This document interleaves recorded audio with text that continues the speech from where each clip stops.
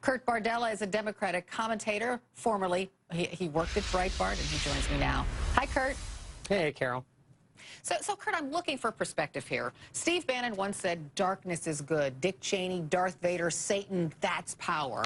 It's kind of obvious now that that's not quite true, is it?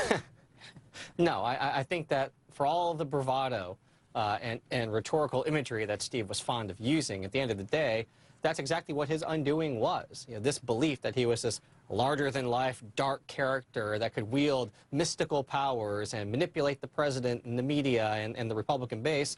Well, within 7 days, all of that's been taken away from him, which tells you right there, he's not as mythical or all-powerful as he'd like people to think that he was.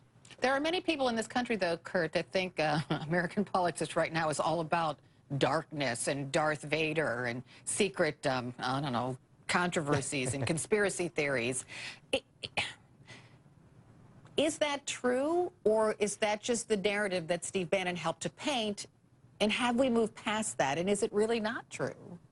Well, I think the one thing to keep in mind is that we do have a president who oftentimes talks about, quote-unquote, fake news, who tries to cast legitimate investigations as conspiracy theories. And so as long as the person at the top, the most powerful, invisible person in the world and in this country, continues to use language like that, questioning fact, and assault on truth, and assault against the free press and journalism, then it is kind of a dark period in this country. It is an unprecedented situation that we're in right now, that we routinely have someone who calls for the firing of reporters, who likes to put out what he would call alternative facts that we call simple non-truths, who's under investigation by the FBI. So I think there is some truth to the dark part, this dark period that we're in right now, and that stems from the top.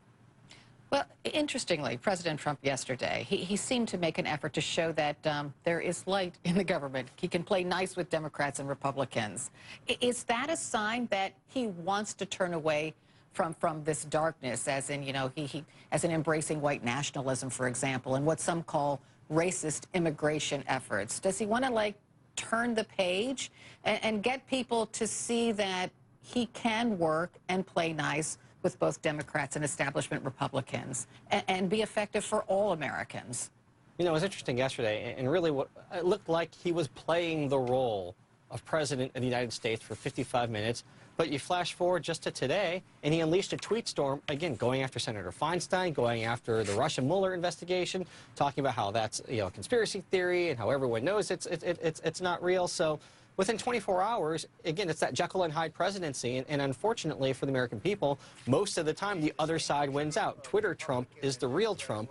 The one that we saw yesterday playing president on TV for an hour, that's a character. That's not who he really is.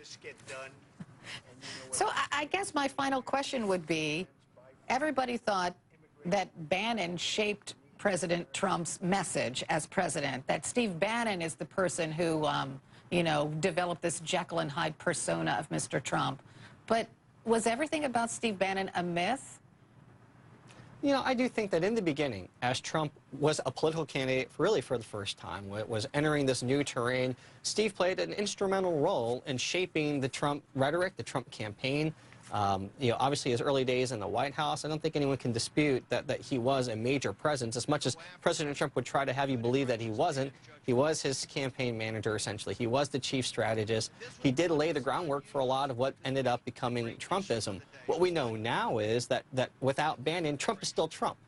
And the things that he does every day, the things that he tweets every day, that's who he is. That's not a character that Steve Bannon created.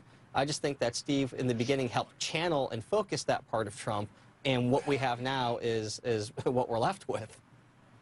Kurt Bardella, thanks so much. Thanks, Carol. All right.